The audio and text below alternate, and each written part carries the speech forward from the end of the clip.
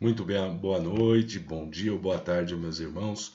Como a nossa live, infelizmente, pela qualidade da internet, muitas pessoas aí nesse período de isolamento, né, estão utilizando a internet e a nossa live ficou numa qualidade muito ruim, né? Então, não gostaria de que vocês perdessem nenhuma palavra ou nenhuma mensagem que tivesse sido passada nessa live, razão pela qual eu resolvi então gravar esse vídeo para colocar na íntegra e à disposição de vocês o conteúdo da nossa live do dia 7/7 de 2020, né, a nossa live com o tema Lei de Umbanda, mecanismos de incorporação e os seus instrumentos, né?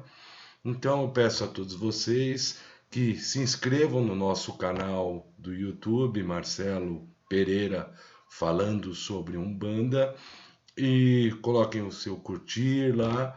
Se acharem interessante, gostarem do vídeo, compartilhem com outras pessoas, para que o conhecimento a respeito da Umbanda, a intenção realmente é desmistificar a Umbanda, é mostrar que a Umbanda não é aquilo que as pessoas imaginam, né? Se muito preconceito, as pessoas acham que Umbanda é feita para o mal, que é feito para prejudicar as pessoas, é para trazer o marido de volta, para fazer amarração. Nada disso existe. Umbanda é manifestação do espírito para a caridade. Então, por favor, meus irmãos, se puderem, compartilhem esse vídeo, né? Se inscrevam no canal, para assim que eu subir um vídeo lá, vocês recebam as notificações. E quero deixar aqui registradas as minhas desculpas, meu pedido de desculpa pela qualidade do vídeo, mas a internet realmente estava impossível, né? Então vamos ao nosso tema. Nosso tema hoje é Lei de Umbanda, né? Começamos aí com a Lei de Umbanda. Quando nós falamos em Lei de Umbanda, logo nos vem à cabeça a primeira pergunta: será que nós temos uma única lei? Ou são várias leis que regem a Umbanda, os nossos amados guias de trabalho? A resposta mais correta me parece ser que existem inúmeras leis entrelaçadas e elas estão ligadas entre si e que compõem um todo, um arcabouço ético e moral que as entidades de luz observam com todo rigor. Ora, como saber se uma entidade que baixa em terra é de luz ou não é? Isto basta para saber se uma entidade é de luz ou não é, prestar atenção naquilo que ela fala, na forma como ela se comporta, na forma como ela se apresenta, nos conselhos que vai dar aos seus consulentes. As entidades de luz são fiéis cumpridores da lei divina. E esta é a nossa objeto da nossa live, objeto do nosso estudo nesse vídeo. Nenhuma entidade, meus irmãos, de luz, por mais elevada que ela seja, vai violar a lei maior. Vale dizer as regras que elas seguem e com muita perfeição. Assim, se virmos uma entidade afirmando que ela mata, que faz, que acontece, que vai quebrar a perna, que vai ocasionar um acidente, que vai trazer o marido de volta ou a mulher de volta, que faz amarração, podem ter certeza, não estamos diante de uma entidade de luz. Estamos diante de, no mínimo, um quiumba, ou seja, um ser do baixo astral, um espírito não iluminado, né? Ou pode ser mesmo animismo do médium. É o médium que está passando na frente da entidade. Se vocês forem a um terreiro de Umbanda, que se diz de Umbanda, deixar isso bem claro, e a entidade fala que vai fazer isso, que vai fazer aquilo, que vai prejudicar o outro, fujam desse terreiro. Isso não é terreiro de Umbanda. Isso não é Umbanda. A Umbanda é manifestação do espírito para a caridade. Ou seja, a entidade que baixa num terreiro de Umbanda, ela sabe muito bem que motivo, por que razão ela está ali? Ela está para prestar a caridade, para ajudar os semelhantes. Feitas essas considerações iniciais, vamos à análise de algumas leis de Umbanda. É claro que eu não tenho aqui a pretensão de esgotar o assunto, pois o conhecimento sobre esse tema é profundo, é extenso. E de modo que eu já deixo aqui as minhas desculpas, as minhas escusas para eventual deficiência da minha exposição, porque eu não tenho aqui a pretensão de esgotar efetivamente o assunto. Uma das mais importantes leis da Umbanda é a lei da causa e efeito, pela qual toda causa corresponde a um efeito. Na física, já é assim, pois a toda causa corresponde um efeito de igual intensidade, mas sempre em sentido contrário. Sempre é bom lembrar que, conforme nos ensinam nossas entidades, o plantio é facultativo, mas a colheita será sempre obrigatória. Tudo que fazemos na vida encarnada tem consequências. E a qualidade, meus irmãos, dessas consequências, se boas ou se ruins, é ditada pela nossa conduta, diariamente, dentro e fora do terreiro. O médium, aqueles que são médios, meus irmãos, é médium 24 horas por dia. De modo que tudo o que ele faz traz consequências para a sua vida carnal, bem como para o seu desenvolvimento espiritual. Não está, esta observação vai para os médios, não estão sentindo aí as suas entidades firmes, como eram antes? Não estão bem essas entidades não estão bem nas consultas?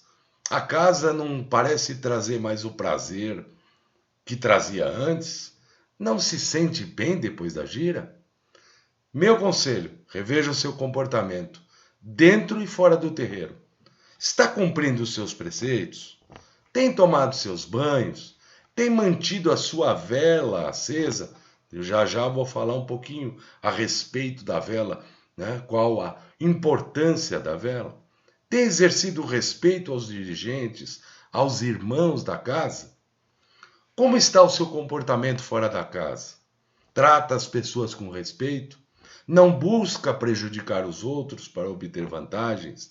Tem uma conduta ética moral ou apenas posa de santinho para ficar bonito na foto? Né? Estas, meus irmãos, são perguntas que nós temos que nos fazer diariamente. Quem usa a religião para ameaçar as pessoas, usa aquela célebre frase: quem me protege não dorme. Tome cuidado porque o meu Exu é perigoso, tenebroso e tantos outros qualificativos que vêm por aí. Afinal de contas, o que está plantando? Para que entrou na Umbanda? Não é para prestar caridade? Não é para auxiliar os semelhantes? Não era para ameaçar quem quer que seja? Não era para dizer que meu Exu faz e acontece? O que está plantando? Preste atenção, porque é o que você vai colher. Quando a sua vida toda estiver de pernas para o ar, literalmente, não adianta reclamar, meu Deus. Quando você entrou para a Umbanda, você o fez com um objetivo, firmou um acordo, quase que um verdadeiro contrato, assinado ali com as suas entidades, com seus orixás. Vale dizer, se comprometeu a realizar uma reforma íntima, a melhorar cada vez mais, pois todos nós temos defeitos. Se não tivéssemos, não estaríamos aqui encarnados. Está cumprindo fielmente o que se comprometeu? Não? Então, está encontrando as respostas porque as coisas não vão bem para você? Porque seu caboclo não brada mais com tanto vigor? Pelo menos da forma que você sentia antes. Porque seu Exu não dá mais os conselhos que fazia antes com maestria, com sabedoria. Ai, os nossos queridos pretos velhos, com tanta calma, com tanta paciência, com tanta resiliência, com tanta experiência, não se apresentam mais assim? Meus irmãos, nunca é tarde para rever posições, condutas. Ser filho de fé, seja um bandista, é maravilhoso, é extremamente gratificante, mas isto exige vigilância constante, porque, afinal, todos nós somos de carne e osso. Estamos aqui encarnados com o objetivo de evoluir. E para isso, nós contamos com a ajuda das nossas abnegadas entidades, que nos auxiliam, amparam e orientam.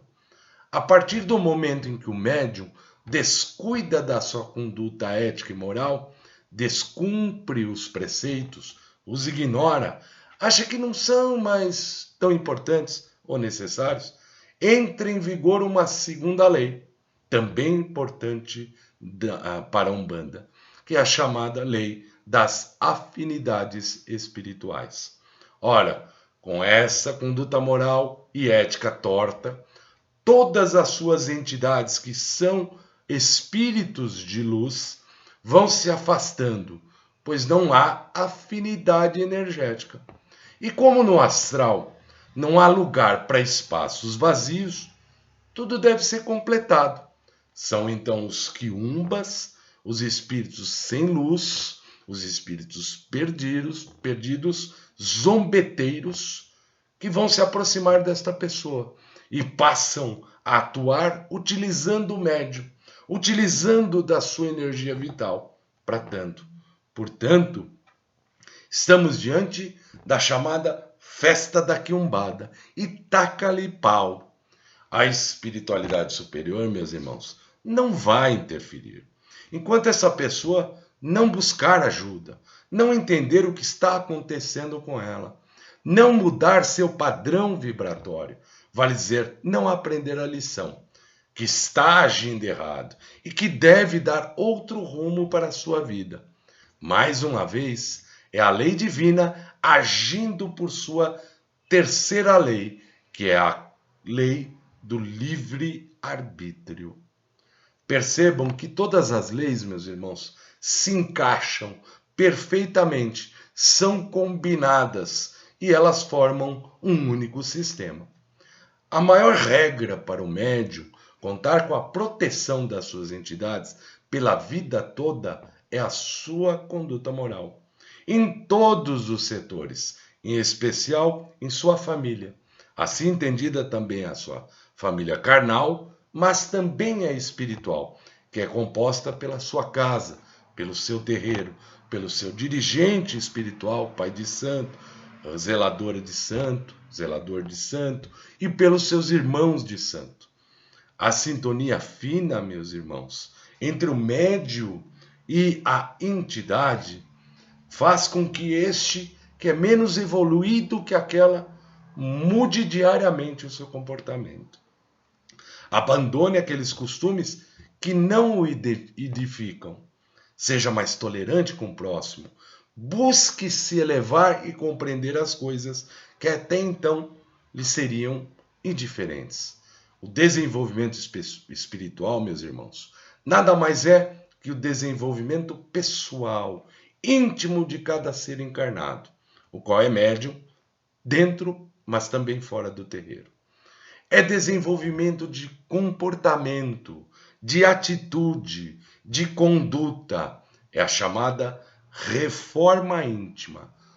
Nenhum ser encarnado pode ser um bom médium se ele não for uma boa pessoa, com quem se possa relacionar, com quem se possa confiar, disposto a ajudar as outras pessoas que dele necessitam, sem esperar qualquer paga ou recompensa.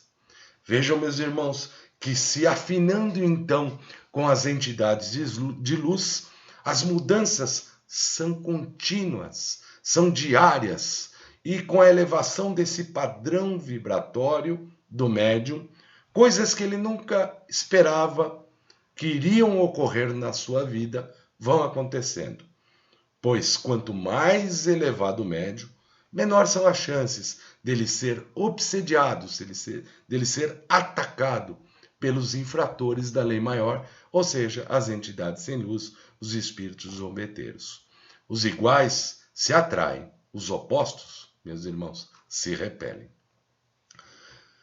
Meus irmãos, quanto ao orgulho desenfreado, vamos deixá-lo de lado. Nós não somos nada comparados com a força maior e suprema, o Criador de todas as coisas. Somos apenas uma centelha divina, em constante mutação, dependendo o quê? Da maior ou menor vigilância, para maior ou menor evolução. Algumas regras de conduta aqui são interessantes de ser lembrado.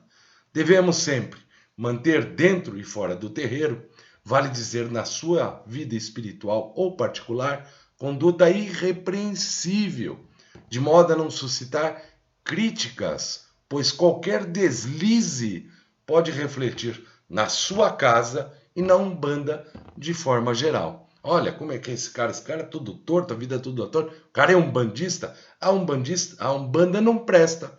Veja esse cara. Não, nós temos que dar o exemplo. Nós temos que nos orgulhar de ser umbandistas e levar ao mundo inteiro a bandeira de Oxalá. Não é isso o ditado dos umbandistas? Então, para isso, nós temos que ter comportamento irrepreensível na vida pública e na vida particular.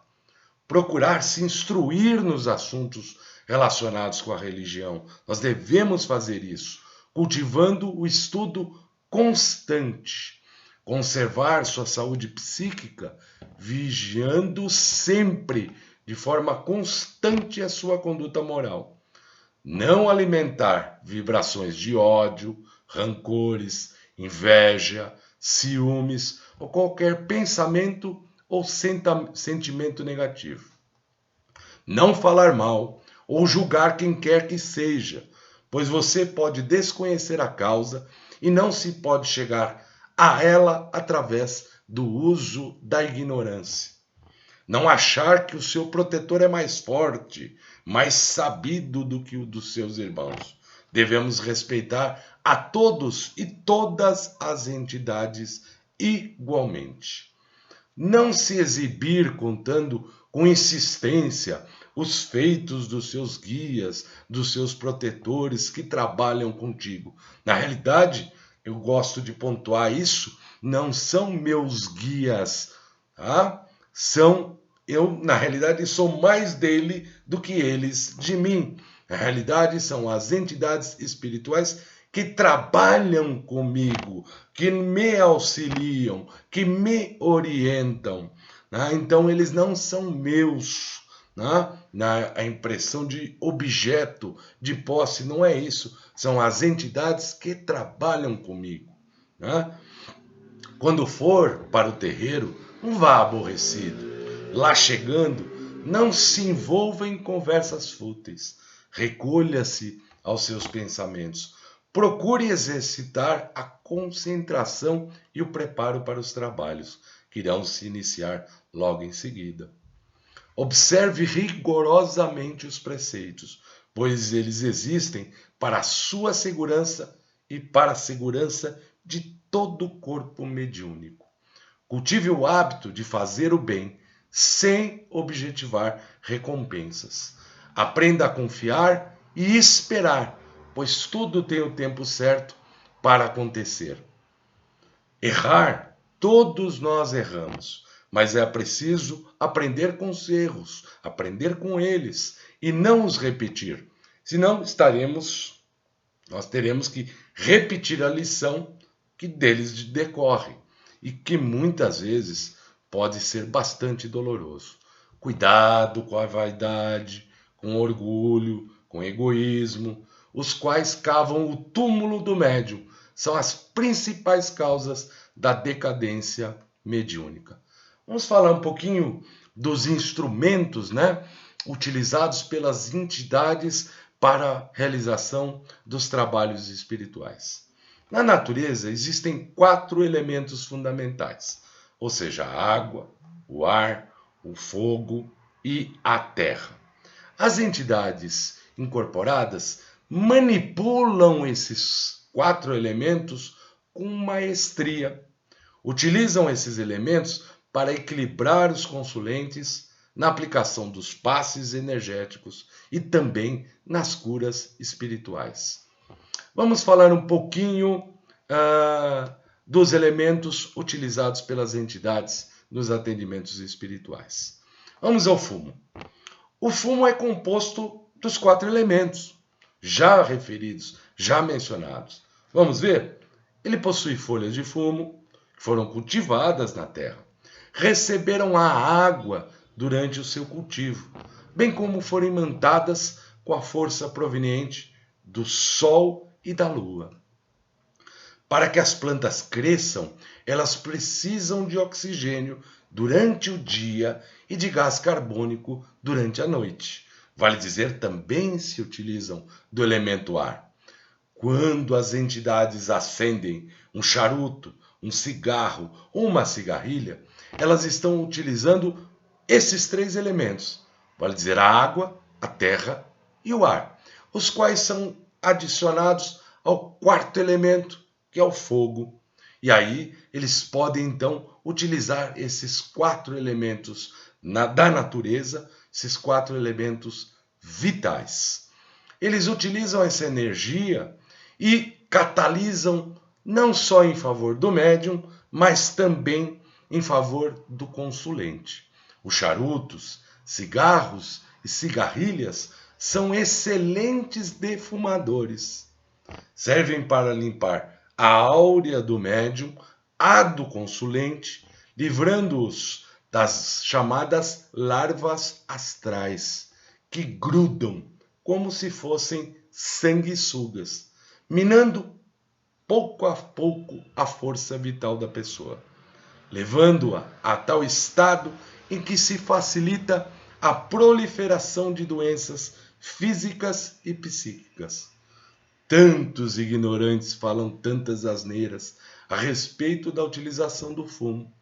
Deveriam estudar mais e saber a importância do efeito curativo que pode ser abstraído quando corretamente utilizado nos trabalhos espirituais. A bebida, meus irmãos. As entidades utilizam sim bebidas, muitas vezes bebidas alcoólicas, mas não porque são viciados, alcoólatras inveterados, mas porque a bebida tem um importantíssimo papel nas giras. E eu vou explicar melhor. As entidades não incorporam nos médios, na realidade, estão logo atrás deles. O que acontece é chamado de acoplamento e não incorporação. No acoplamento, todos os pontos vitais do médium, que nós chamamos de chakras, são ligados ao da entidade, que passa então a comandar os movimentos e a fala do médium, utilizando assim da sua energia vital, que é densa, que chamamos de ectoplasma. E esta é aliada aos elementos de trabalho e também à força espiritual da entidade, esta sim, mais sutil. Desta forma, o correto é dizer que quando estamos acoplados e não incorporados, estamos trabalhando junto com as entidades, não apenas a entidade e nem apenas o médium. Os dois são um só naquele momento, médium e entidade em perfeita harmonia e sintonia. Como a entidade utiliza a força vital do médium, há inegável desgaste físico, não espiritual, apenas físico. De modo que é preciso fazer o quê? Repor essa energia consumida no decorrer das consultas e dos descarregos. Observem que o álcool, uma vez introduzido no organismo, é metabolizado e se transforma em açúcar.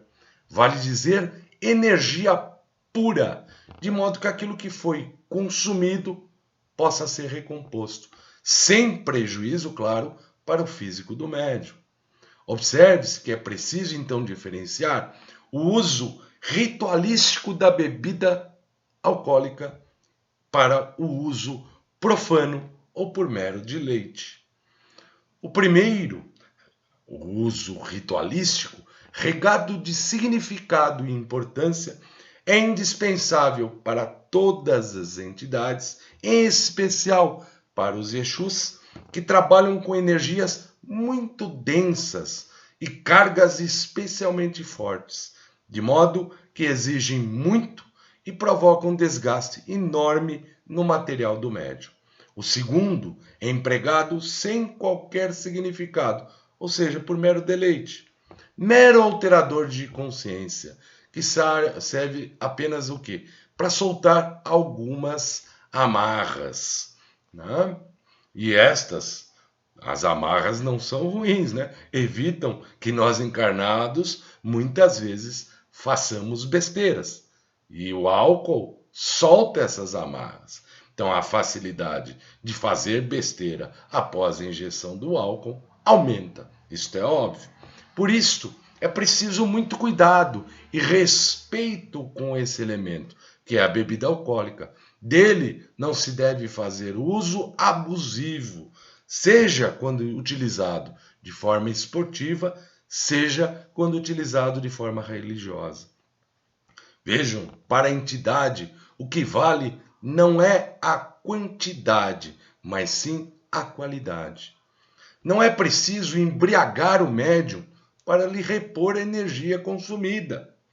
Ora, se algum médium, porventura, após uma gira, fica embriagado, não culpe a entidade, pois essa utiliza apenas aquilo que é absolutamente necessário.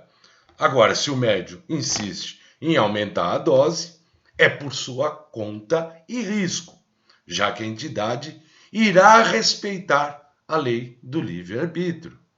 Outro sim, a entidade deixa que isso ocorra até para que o médium perceba que está com uma postura equivocada e que isto pode acarretar-lhe prejuízos. Não venham, né, colocar a culpa em Exu ou qualquer outra entidade pelo estado de embriaguez do médium. Quem pratica os seus erros, que os assuma. Não jogue a responsabilidade para a entidade, principalmente para uma entidade de luz. É preciso lembrar também que o álcool é um excelente condutor energético e por esta razão vamos ver muitas entidades utilizando não só de bebidas, mas também de perfumes, de essências, o velho e bom perfume de alfazema, bem como de outras ervas.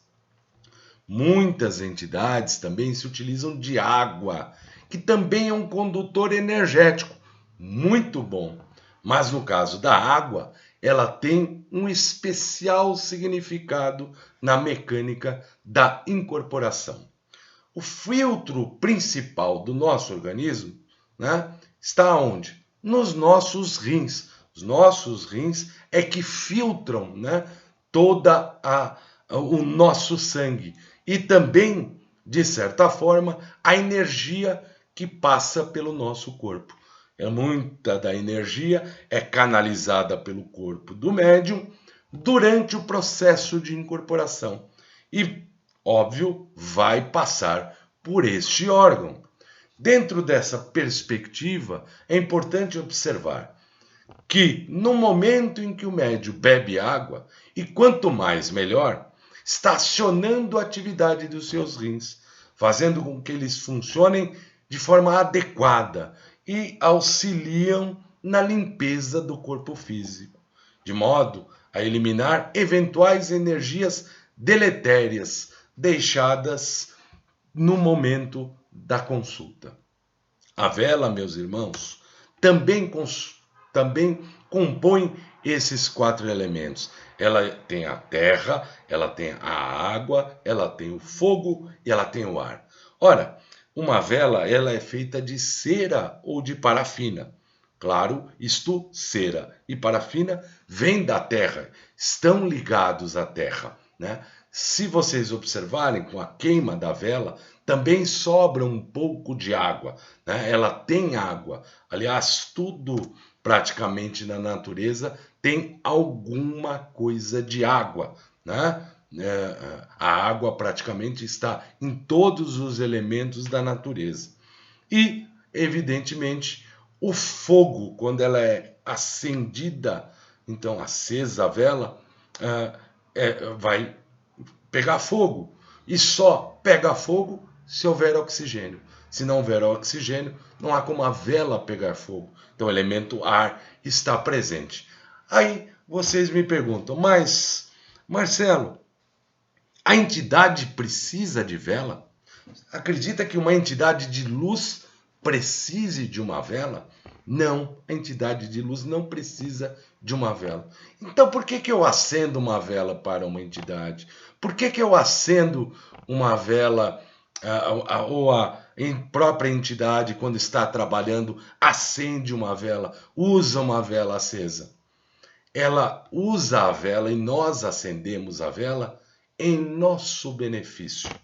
Percebam que acionando, ativando a vela, né?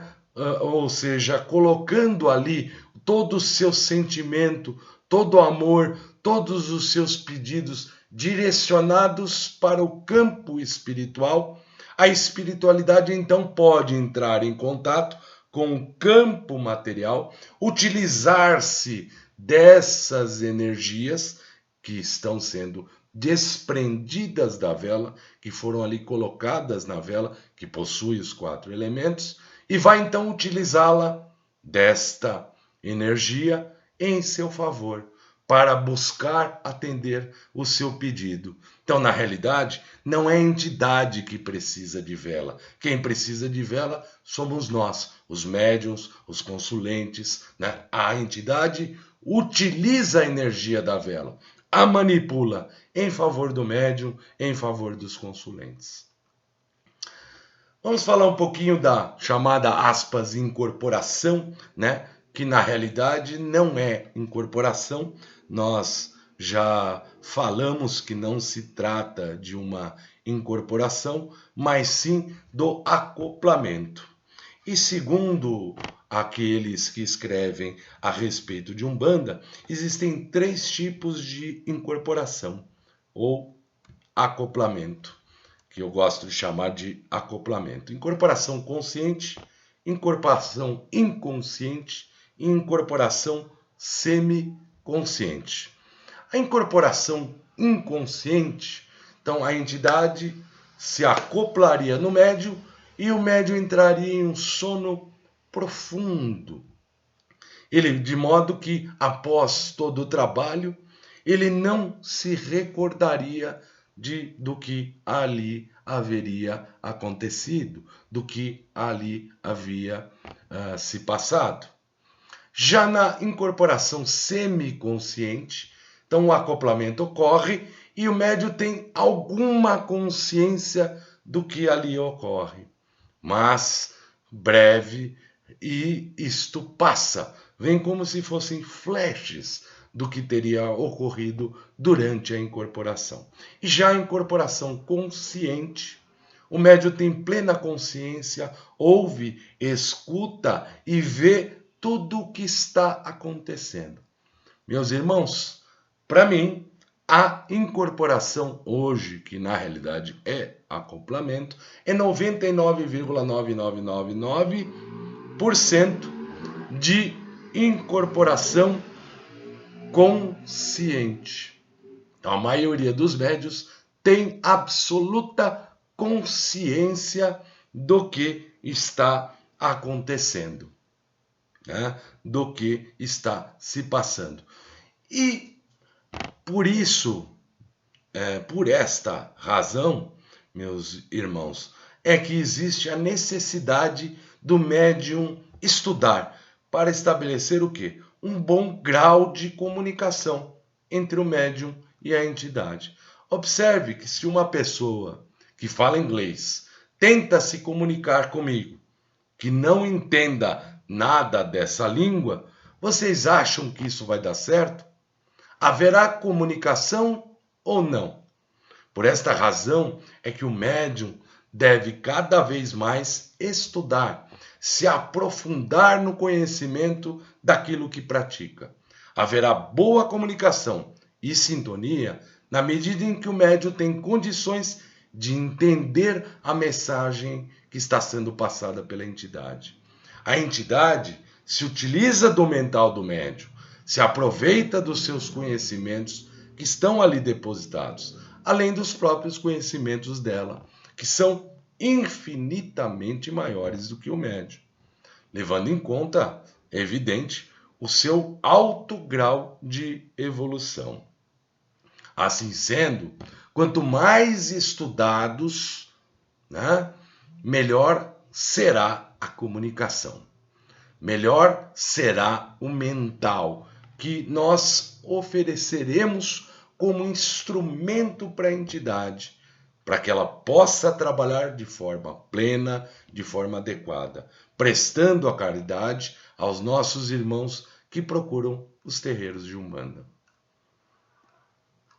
São essas, assim, as considerações, meus irmãos, que eu tinha a fazer a respeito do tema. Peço aqui as minhas escusas, as minhas desculpas, porque o vídeo, a live não conseguiu ir em frente, acabou ficando muito ruim a qualidade por conta da qualidade da internet, mas eu fiz esse vídeo até para dar uma satisfação para vocês, para deixar esse conteúdo mesmo disponível para vocês. Eu vou vou subir, melhor dizendo, estou ainda me acostumando com essas plataformas digitais, vou subir esse vídeo no YouTube e eu coloco então à disposição no Facebook. Peço para vocês que se inscrevam no canal, deem o joinha lá se gostaram do vídeo, compartilhem com outras pessoas, para que outras pessoas tenham conhecimento um pouquinho mais da Umbanda. Vamos desmistificar isso, né? Umbanda é a prática da caridade. A Umbanda é manifestação do espírito para a caridade. Esse é o nosso lema. Não existe prática de mal, não existe, isso é coisa de magia, de feitiçaria, e isso não pertence à Umbanda. Então, por favor, compartilhem esse vídeo, se inscrevam no canal, para assim que eu subir qualquer vídeo, vocês sejam notificados. Que Oxalá nos abençoe, proteja a todos, que as palhas do nosso Pai Obaloaê protejam a todos nós, a toda a nossa cidade, a todo o nosso país, a todo o nosso planeta, a todas as pessoas. E que esse mal seja levado em breve embora, que a cura seja alcançada, né? Assim acreditamos, assim será, se Deus nos permitir.